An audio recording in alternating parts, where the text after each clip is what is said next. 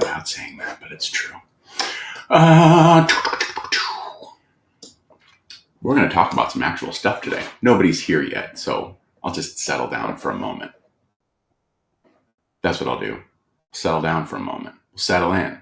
Just going to wait for a little bit for a few people to show up. And we're going to talk about some actual guitar-related stuff. Not just me rambling on about what I have done so far today. Although we'll start that out with it, probably. Drew, best of mornings to you. This is a great time, actually, because I've meant to email you. I need to know what pickups you want in your Nice Man, because I need to get those created. So I know the neck pickup because, well, there's only one, but yeah, if we could get that sorted, that would be really great, because that fucker is about ready to move forward in the completion stage. I spent a little bit of this week.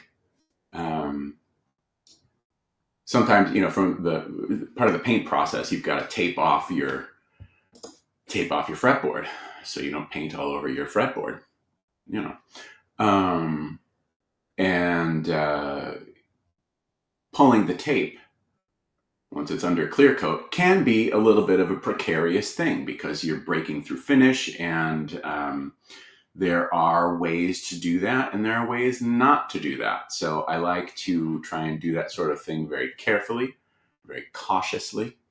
And that can be a little time consuming, because you gotta you need to sand through those edges, and then you kind of peel, and you're scoring with a razor, and you kind of peel, and then you clean it all up. Yeah.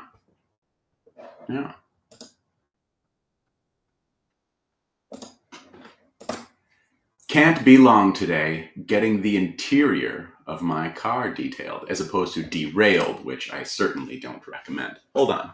I have some visual aids. That's a visual aid. Listen. No, I'll say that. No, listen. Ready? Oh, the tone.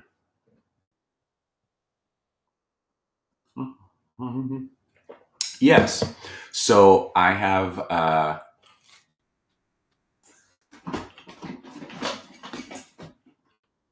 last time I yammered on at you was from a hotel in Anaheim, where I was being held against my will by pirates. No, I wasn't. I was just in Anaheim. And since that time, and I'm sure that you kind of know, because I've kind of mentioned some of this, I got home from the NAMM show with a mild yet effective case of COVID. And that wasn't the greatest, but all things considered, I think I got off kind of easy. And I think the worst of it for me was I was just tired, and nobody cares about this, but I was tired, and that whole trying to put a cohesive thought together, let's be real, it's tough enough for me to do that as it is. That was a thing. I think I'm still kind of experiencing some of that, or maybe that was just kind of my regular state that was just enhanced. I did listen to a really good audiobook called None of This Is True. I forget the author, but it was narrated really, really, really well. And one of the actors who narrated it was an actor named Nicola Walker. And she's just great. Nicola Walker rules. She's been in a bunch of stuff, mostly British procedural murder shows, or most recently there's a show on PBS called Annika, which is really good. oh gosh, she's been in a bunch of stuff. And so when I saw that, I got the book because she was one of the narrators. So it was great, really good. So I highly recommend that. What else? That's about, I think that's kind of finished up some 92s and got those. I think them all out of here. Yeah, I did. It was nice because two people, I had 3 92s, 2 of which were local, so people were able to stop by and pick them up, which is nice. I like it when we can do that. If we can avoid shipping some stuff, that's cool. Save me a box.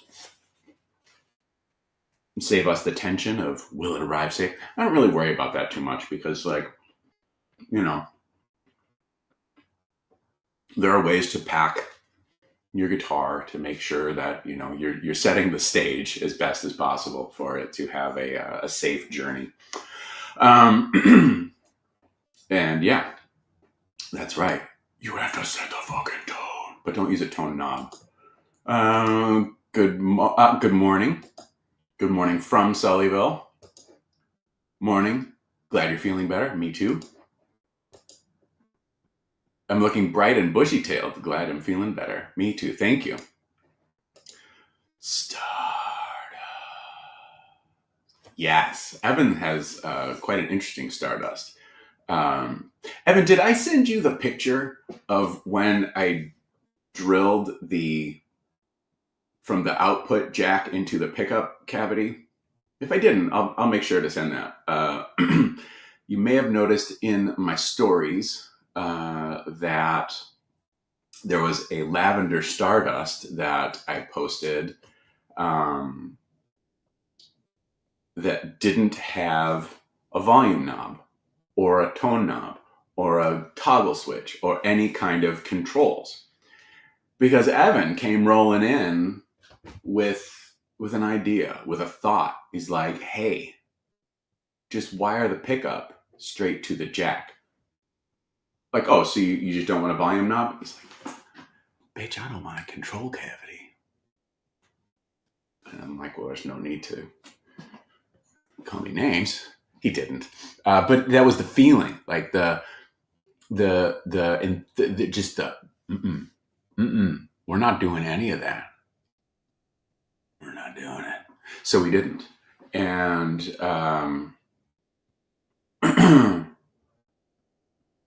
so that means we'll just use a 71, for example, because I just happen to have one here. Oh, this is so light. We'll get to that later. So here we go. So our output jack is right here. Now, if there's no this to just kind of drill into, I'm this way. I'm never going to get that weatherman job. Why do these things wind up in the not go fast position? So if you don't have a control cavity, you got to drill your hole straight through. And that in and of itself may not sound like a harrowing experience. And in this particular case, it wasn't. I've had worse drilling experiences, far worse, like ones where I wind up blowing through the top, or like another spot that I didn't want the bit to terminate. And so so we just had to drill the thing and then just drill again and get it into the pickup cavity. Worked out. Although one thing is, so you've got, if you're going to wire the jack, the pickup straight to the jack, easy enough. You also have to get your bridge ground wired to the jack too. And now, again, without the benefit of a control cavity, a big kind of catch-all where you can just kind of drill, from different areas, I had to drill the bridge ground and find the existing channel, which, I've I've had more difficult struggles in life. But I had to make sure that I hit that, and I did. And so we got through it, is what I'm sharing. And so that one actually should be wrapped up maybe by the end of next week, and that's cool. Yeah. So that's my Tales of the Stardust. Oh, also, it's a 7-string with a P90 by my buddy Adam at Elysian Pickups. He does our 7-string pickups. What up, Joe? Good morning, Chris. It's funny when my mom calls me Sully. Good morning, Jamie. Ed? Hello. It is. It is indeed. Display looked amazing at NAMM. Thank you. I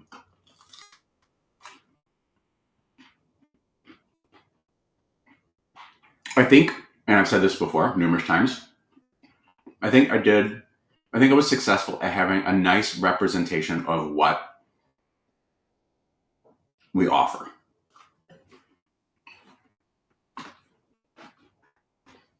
I think there was one little thought that I had, though, and that was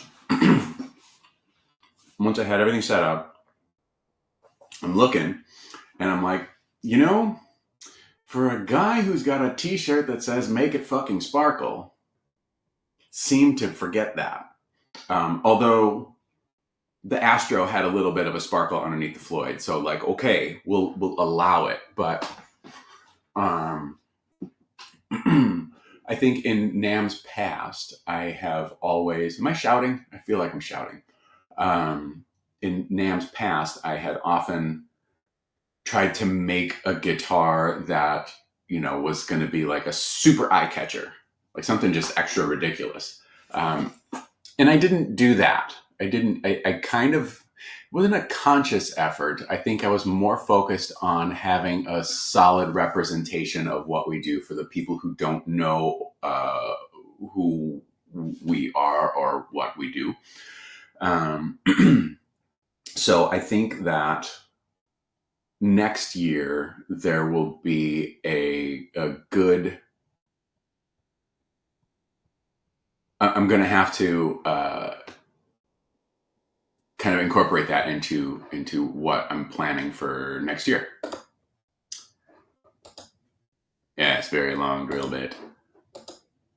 Okay, Mr. Detail. See you later. Chris, good morning to you.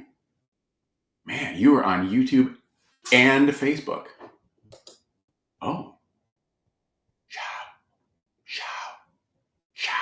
Shout at the TV. At the computer. Shout at the computer.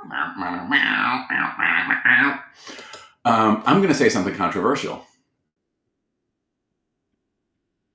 I'm going to say it, but it comes from the heart. Heart? I don't know. The 1997 version of Shout at the Devil, Shout 97 on the Generation Swine album, is better than the original version on Shout at the Devil. It is. It is. It is. It is. The pink trella is beautiful. That is true. I thank you. I wholeheartedly agree. Now I gotta get that thing sold.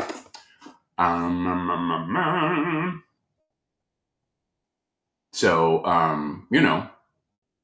somebody watching this, if you are one of the 21 people that are watching this right now, that means you must buy. One of you must buy that trello. See, we thought he left. We thought he left because he was getting his car detailed, but he stayed to make this very co-signing on my controversial statement. So I actually did have some things to talk about that are like actual guitar building related things. Let's talk about the first thing. This isn't so much guitar building related, but it is related to the business. And that's, I want to talk just briefly about our price increase. Ryan, it is, but it's not in the navigation, because there are, I'm waiting to hear back from some dealers that may want it, but yeah. We did, and I think everybody watching this knows this, or at least everybody's watching this right now on the live stream while this is live knows this. We did an increase, a price increase recently, and something that I was real nervous about, something that I still am real nervous about, because putting a price on something you create, it's very layered. There's a lot of layers to it. It's like an onion or something that is layered. You know what? Something's better than an onion with layers. A croissant. Layers of flaky pastry. I could really go for one of those right now. So it's layered. And the thing, it was, I always knew and have said that when it comes to the pool of, custom boutique guitar builders, I'm on the shallow end of the pricing pool. And I was fine with that because I felt that things were priced appropriately. There's always that thing on my shoulder that like, oh, that's a lot.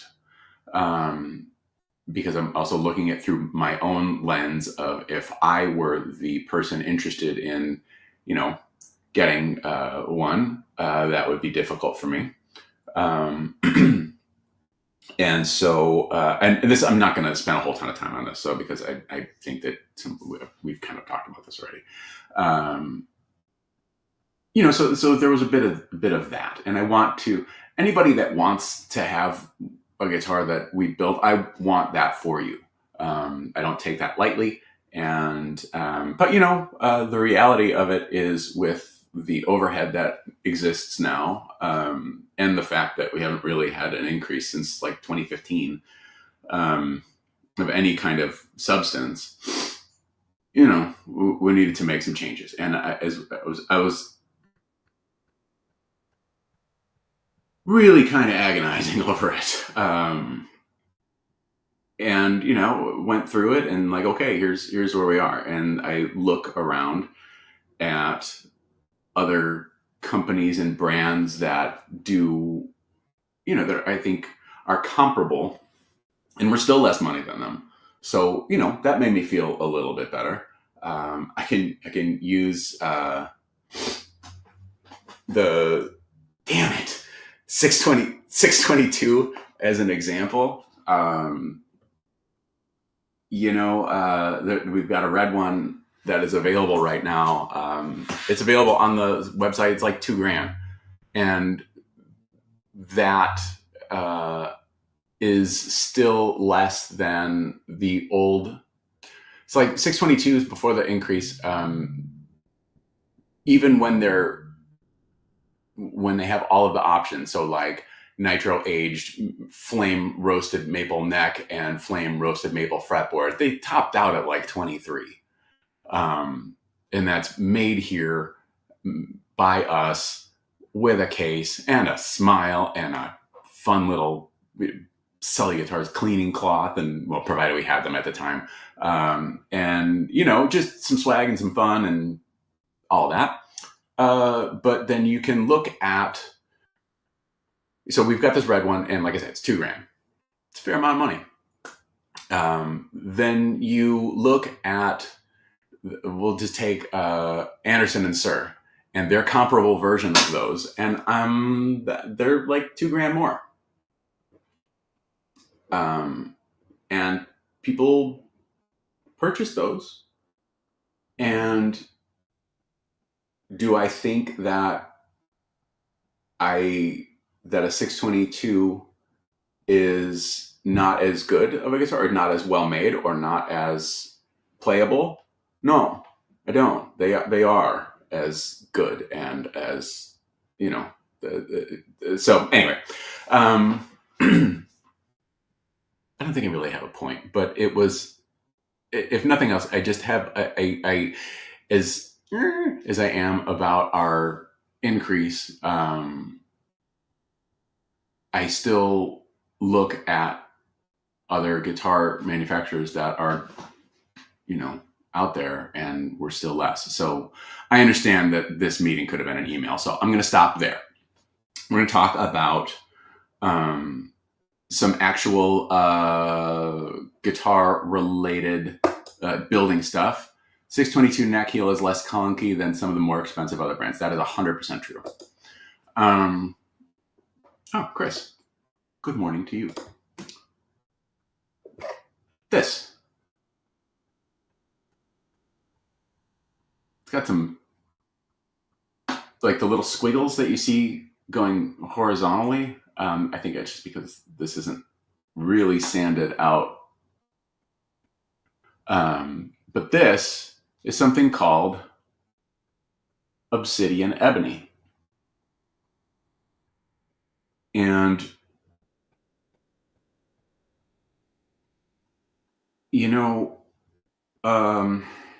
with Ebony, for a lot of, that's a drum sander mark they didn't get. Okay, that's what that is. You've heard this whole thing. Bob Taylor did a video about this, at least 10 years ago, about the future of Ebony.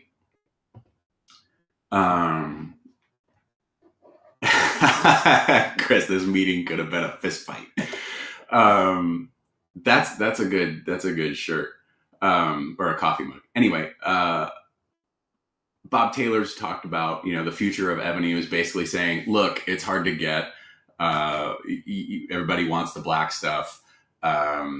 It's not really the most responsible way to do this stuff. And so as a result, we're making this decision to use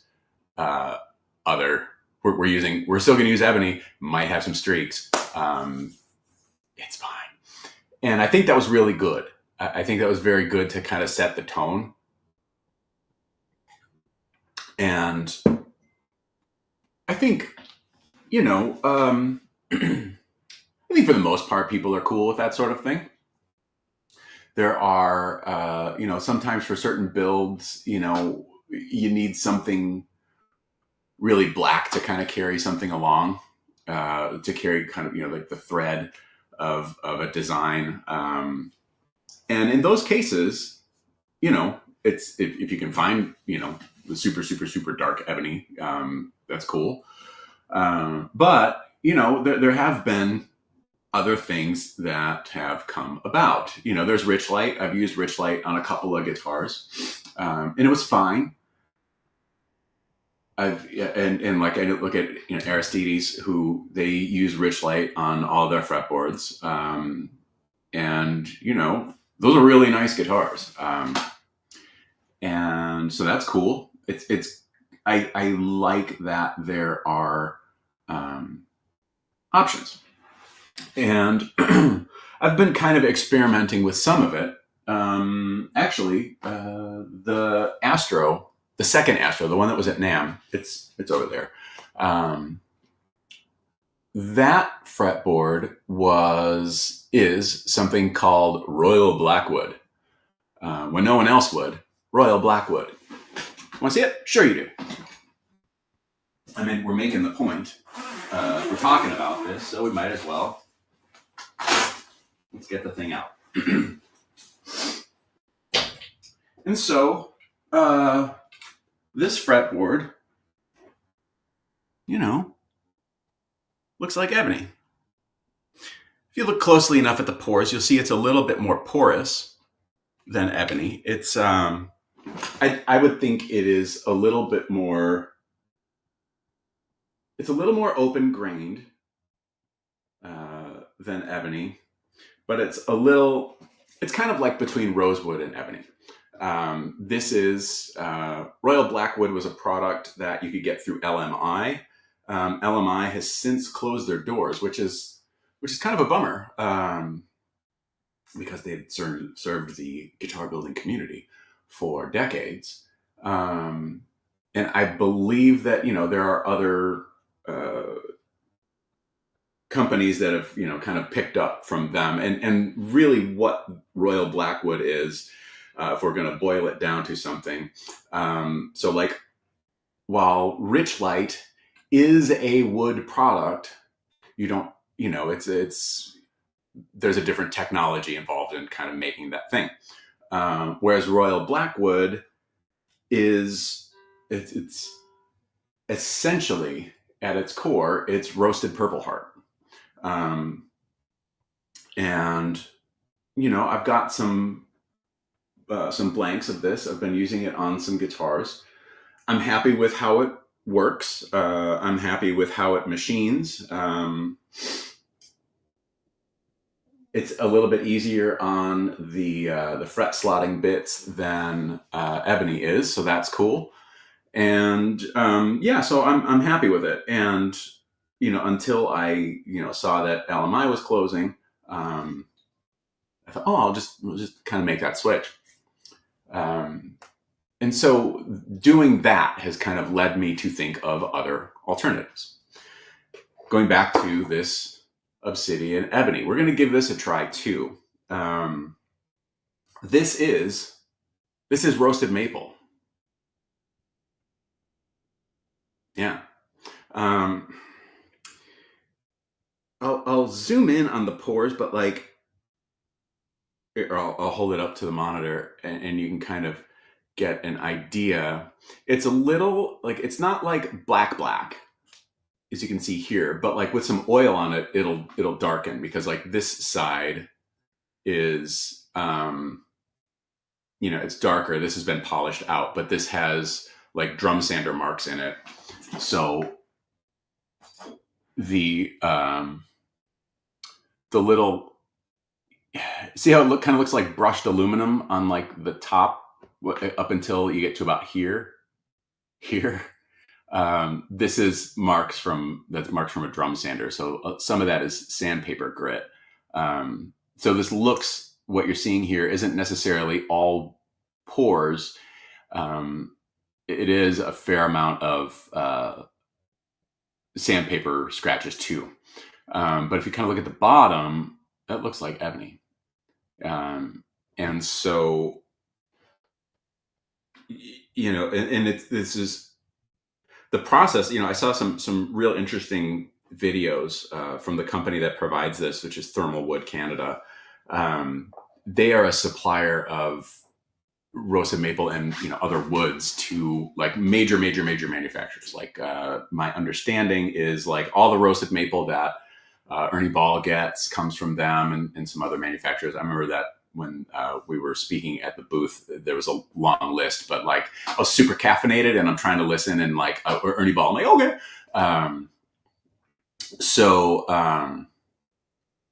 There's at least something in it that tells me okay, so if other manufacturers are using it, okay, so then I feel a little bit more comfortable with the idea of giving it a go. So the fact that it's not available here, so there's going to be some international shipping, but it won't be too bad. And when it comes down to it, it will, the cost of a blank of this is about the same as it is, or a little bit less than what I pay for ebony. And the stuff that I get, the ebony that I get is, really streaky, and I've never really had an issue with that, and I still don't. But there are there are some things about the ebony that I've been able to source that I didn't used to. There's some things about it that they're not issues because it's not a flaw in the wood per se, but it is something that I've seen. I've seen the internet. So like I've seen people complain about certain species of ebony that show kind of like they look like oil spots, and people would be like, "Oh, well, that's just because they didn't do this right. Oh, just you can sand it." No, it's in the fucking wood, and yeah. So if for the same amount of for the same price of a blank, if I can get something that is uniformly the color that I'm looking for, I think it's a really good idea to give it a go. At least make it make it an option for people. Because there are some of the orders that I've had come in recently where people have said, oh, I just want to, I want ebony fretboard. I'm like, okay, and I kind of use this as a good starting point to say, if you're open to some other things, this is what I've been using, and if you want to use that too, we can, and we have on some guitars, and that's cool. And I just like the idea of being able to have an alternate that, have an alternate that is a good option. It's not to say I'm not going to use ebony anymore. I'm sure that I will. I don't have plans at the moment to completely discontinue it. But again, it's nice to have this as an option. So that's cool. I'm happy about that. I'm interested in pursuing these alternates. And there are, like, one of the folks that was in the boutique booth, STS Guitars, and they're in Germany, I believe. The tops were like these just gorgeous, like, mosaics, and it was kind of like they were kind of like a grid, like a Kubert grid. But all these things are kind of like done as like a mosaic, and they're just beautiful. And I know some of the things that they're very interested in is sustainability and using woods that are easy to get, and some different things from what we are used to. Now, that's not to say that I'm gonna move away from mahogany and maple and alder and things like that. But there are some alternates, and I think that's cool. Yeah. So that was one thing that I wanted to kind of share with you, because I thought, I can and do just ramble on aimlessly during these things, and some of you enjoy that, and thanks. But let's have some actual, let's have some real talk, right? Okay, so we've got some. I'm going to show this again because it still makes me laugh. This meeting could have been a fist fight. That's fantastic. Yes, that is true. I'm fancy. Bottom line, since moving out of the garage, you're over. Okay, yes, this is increase. Love that color. Love that Joker. Plus, it's royal. That's right. I don't know what makes it royal, but why not? Rosette purple heart, rosette purple heart, rosette purple heart. Could you just use purple heart? I don't like the color of it. People like purple heart is one of those woods that when people see it fresh cut, it's bright purple, and it's pretty cool. It doesn't stay that color at all. It oxidizes, and when that happens, it turns to kind of like a brownish, rusty kind of color. And that's not to say it's unattractive or anything, but I wouldn't use it as a fretboard. Um, from a color standpoint, I wouldn't. I think it kind of limits your choices for, finishes and things like that. Greetings to Wisconsin. Anything at NAMM catch your eye and impress me? Well, the STS guitars, I really thought they were super neat. I don't. So at NAMM, especially this past time, I didn't really leave the booth like for anything other than to pee. And we were given little gift bags that had some snacks and some stuff. And like StewMac sponsored the espresso. So at NAMM, I didn't really eat other than I'd have some trail mix and Altoids and a lot of espresso. So it's just because I don't want to leave the booth. It's not a control thing, but it, if someone comes to the Sully Guitars booth and Sully isn't in the booth and there isn't someone there to represent Sully Guitars, well, that's a problem. And yes, Adam and David came out to the show. Kyle came out to the show. They weren't necessarily there in official capacities per se. So while, Adam was so sweet. I forget what day it was. Maybe it was Saturday. Maybe it was Friday. Nobody knows. He went and got me a little chicken Caesar wrap from the concession stand. He's like, man, I didn't know what to get you, but here, and and I just went around the corner and I just devoured it like a fucking raccoon. Yeah. So all of that to say, I didn't really get to walk around the show very much, which is too bad, because I would have liked to.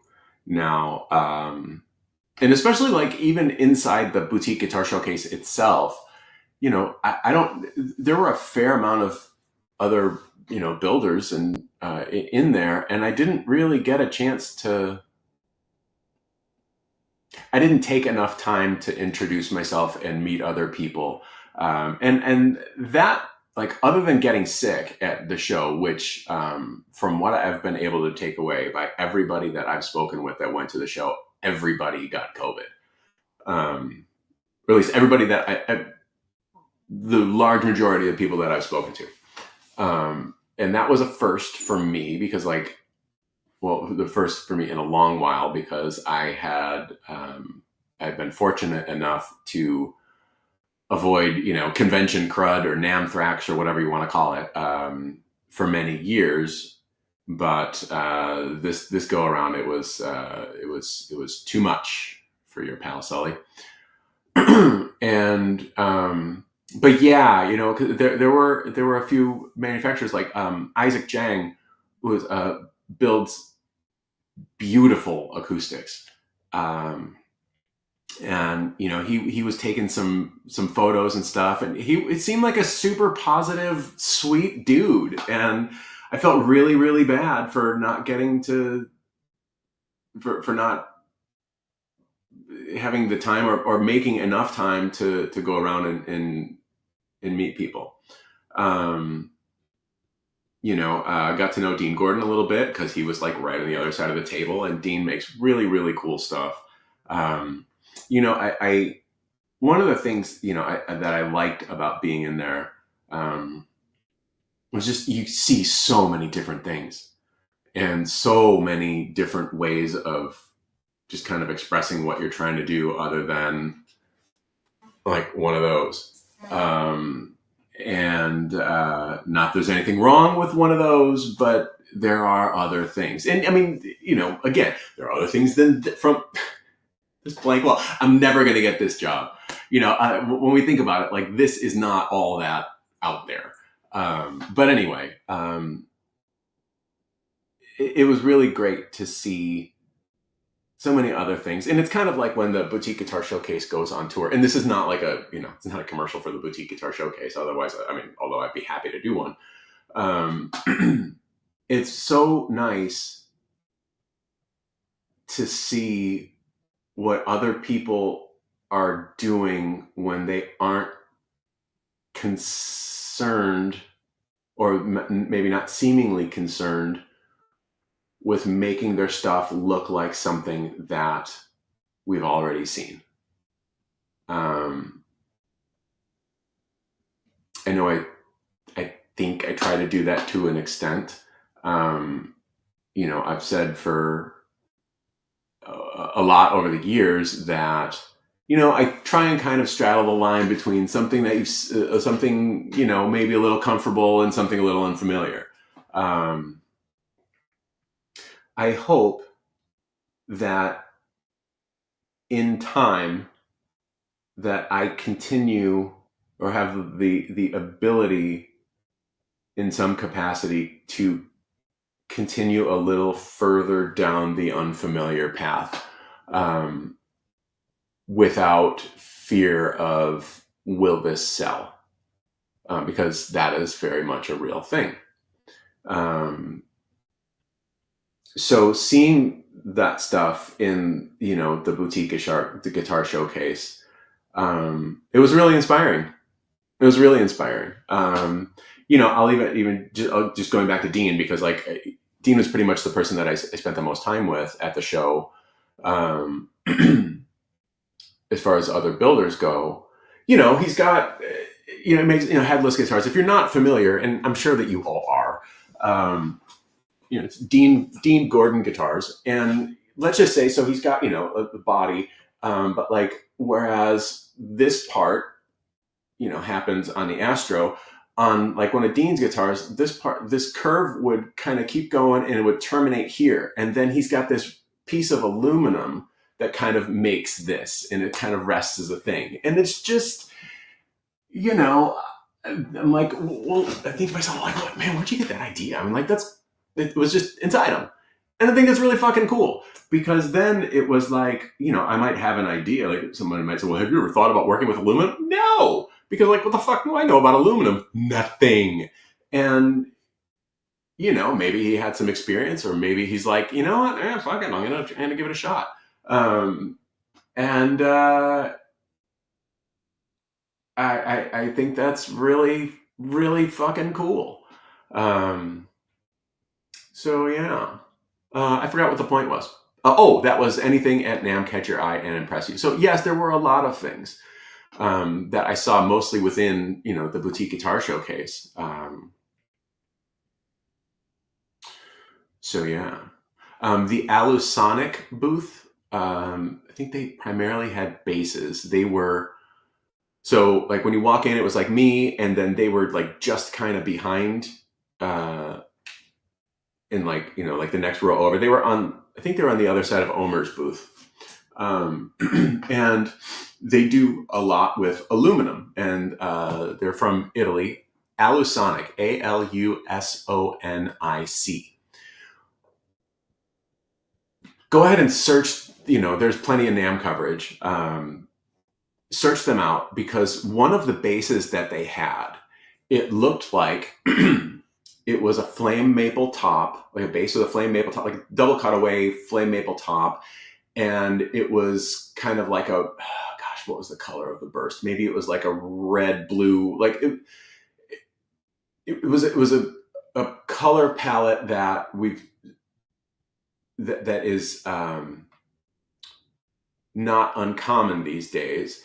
But in talking with them, it wasn't a flame maple top, it was all aluminum. And so they, like, however they textured their aluminum, like with an angle grinder or whatever, they simulated flame maple. And it was, I'm like, holy shit, that is so cool. Yeah, apparently I'm real interested in people that work with aluminum. But,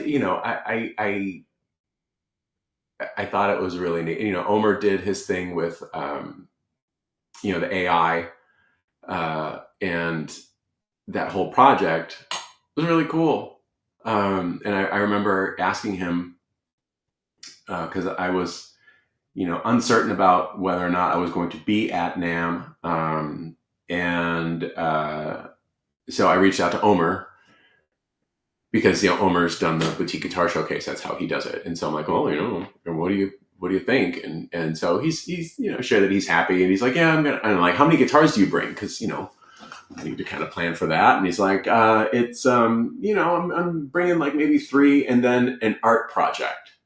And that's all he said. And I'm like, okay, cool. And then I see this thing, and I'm like, holy crap, oh, that's awesome. So good times. So that's I think that's the best answer that I have for you as far as things that catch my eye. The Cream Guitars booth, I think they're from Mexico. Their booth is amazing, and I get so jealous that I didn't think of, because like their whole booth is like this insane art installation. And if you watched enough of these, you know that I'm a frustrated artist. So they've got pink mannequins that are painted black, and they've got speaker heads and stuff, speaker cabinets for heads or TVs or something like that. And their guitars are different looking, and that's cool. And but yeah, their booth is just bitching. So that was another cool booth. One of made a contact company that makes a wraparound bridge. Actually, it's this one. It makes this wraparound bridge. It's a bit of a lower profile than a Tone Pros, which I like, and it's a little bit easier to restring than a Tone Pros, which I also like, because so with a wraparound, you've got a hole here and a hole here. And on this particular style, you have to just thread the needle once, as opposed to on a Tone Pros, you've got to thread the needle here, and then you got to find it back here. So that can be a little. But so I found the company that actually makes these, as opposed to the place that I get them from, and they gave me one that has titanium saddles. So so somebody that's got a guitar on order with a wraparound, you're going to get you'll get a wraparound with titanium saddles. So that's cool. And yeah, so one of the other things that I wanted to talk about, and this was something that I was really happy to see at the NAMM show, is when people were looking at the 71s, you look at these things. I'm never going to get, there we go. You look at these things, and there are certain things that you expect. You expect maybe the person that doesn't know any better. They expect that these are going to be heavy. They expect that, a few things. So one of the things that I really enjoyed was, I hand this to someone, and they're like, the first time, like, whoa. And I'm like, well, yeah. And it's not as thick. It's not. I know this doesn't really help you, because, I'm not sitting here with a ruler. But at its thickest point, which is right up here, at its tallest point in the carve, this from here to here is 2 inches. And by the time this slopes down, we're about 1 9/16 or so around here, which is thinner. Like a Les Paul, I think, is like 2 1/4. And, that this has a nice comfy neck heel. But this was another thing that, as I hand it to someone, and they'll, okay, yeah. It's been this past NAMM, I saw more people open to this model than I ever have. At least how, from my memory. And that I'm really happy about. because I do think that you have to hold one of these things to get it. And when I say that, I don't mean it because like I'm some great forward thinker or anything. I don't mean it like that. Or, but it is something that I spent a lot of time on. And now I wasn't necessarily planning some of these things. They just kind of worked out that way. But having it kind of with this thickness, it's nice. I think it's comfortable, and it kind of goes along with my, plan of, I want to make something that looks good, sounds good, and gets out of the way of the person playing it. So, yeah.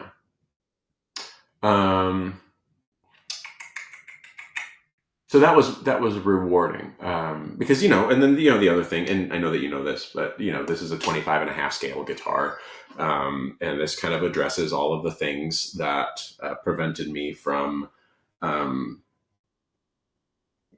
enjoying a Les Paul as much as I wanted to, and thankfully, and this kind of makes me happy. I do specifically remember when I finished the YouTube Les Paul that my buddy Casey owns. When I finished it, the plan for it was like, this was going to address all the issues, and this is going to be it. This is going to be the thing. And it wasn't the thing. It was the catalyst that led to the thing, which is good, and I'm grateful for that. But I remember specifically being at a point where I like looking at these things more than I like playing them. And now I don't even like looking at them, like at all. If I never see another one again, couldn't be happier.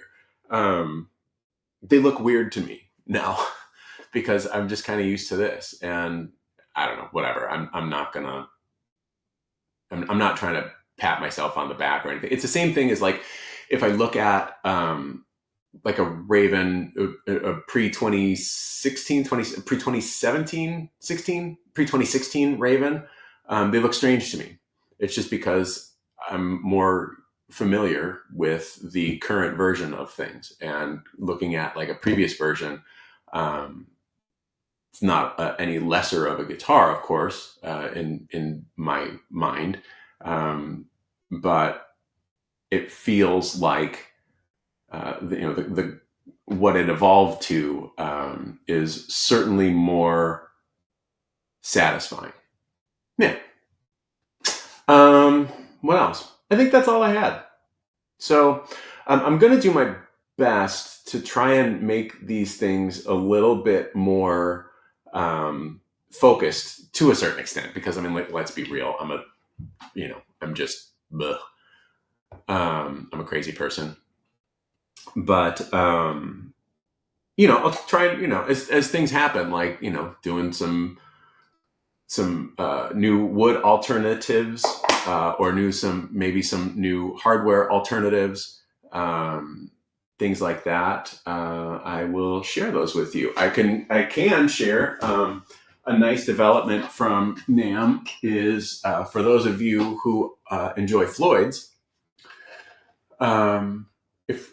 And this is not, I mean, it's relatively new, but are you familiar with the hex hider right there? This little, it's just your lock nut. Just a little truss rod wrench, lock nut wrench. But it's got a little magnet on there, and you just stick it on the back of your headstock. I'm doing some great camera work today. We are working with the people at Hex Hider, and at some point this year, like not yet, but all guitars that come with Floyd's will have a little Hex Hider for you.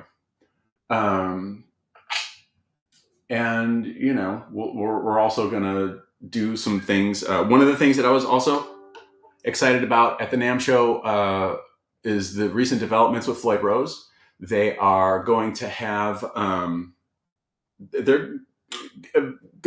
they're offering, they've got a US custom shop. That's what I'm trying to. That's the easiest way I'm going to say it. And they're going to be offering things like saddles that have a different radius on them. I don't know if you know this, but when you get a Floyd, there's a shim underneath the middle saddles that will put it at a 10-inch radius. If you take it out, we've had to lately put like a slightly thinner shim than what was in there to get the radius to where it needs to be for us. But one thing that you can't shim really is the locking nut. That's also at a 10-inch radius. And I remember, okay, good. This is going to wind down in about 4 minutes. So quick Grover story. This was a conversation, just kind of an off-the-cuff conversation we had about compound radius fretboards. And while there certainly are benefits to them, why don't you do them? Because we'll use a Jackson, for example. It's a 12 to 16. And if it's got Floyd on it, you're already starting at a mismatched radius. And then if you think about it, let's say you start out at 12 and you end at 16. So you've got 12 to about here, and around here it's like 14, and then it eventually gets to 16. And of course it's more gradual than that, but I'm just generalizing. So if you have this kind of thing, and if you connect, if you continue this compound radius plane all the way to the bridge, your bridge saddle should be at like a 20. And we know, or at least I know, you know it too. When you look deep inside, the guitar is a compromise. It is a compromise. It is not a perfect instrument. It's never going to be a perfect instrument. And so we make these compromises. So yeah, if you think about it, in theory, this should be way flatter than it is. And I remember Grover telling me, he's like, thinking about it, we probably should have done a 10 to 14 radius, because then it would at least match, again, great, match the nut radius. And this is just like an off the cuff kind of conversation that I'm, recalling, but yeah, so that made me think of when, so now that Floyd is offering, they'll be offering these things through the year. And I had some really nice, a couple of really nice chats with my rep there about some of the things that they're going to be offering, like the company that distributes Floyd Rose, not specifically Floyd Rose, but offering some other things that will make my life easier from a parts sourcing standpoint. Because I'll tell you, one of the things that is maddening is when you can't finish a guitar because you don't have a switch, and all of your places that you get your switches from are sold out of the one switch that you use. And it's just a 3-way toggle, but it isn't. And there are many different kinds, and there are ones that I don't think that are as great as, they're made out to be, and blah, blah, blah, blah, blah, blah, blah. But like switches, switches have been a point of pain, absolutely since, for years, definitely since like 2020, because it when everything became more difficult because of shipping and blah, blah, blah. But I remember, I bought Grover had like a huge shipment of switches, and I probably bought like 200 or something like that from him, and, or 100 or whatever, I don't know, a whole bunch of them, but I've been out of those for a long time. So, glad about that. That was nice. So, really like the people at Floyd Rose and AP International. And also talked with a dude named Gregory from Lock and Roll Nuts. It is a compensated locking nut that drops right in for a Floyd Rose. So it's kind of like an intonation compensation thing. So maybe we'll give those a shot. Don't know, but thanks for watching. I'll try and do more of this in the future. Goodbye.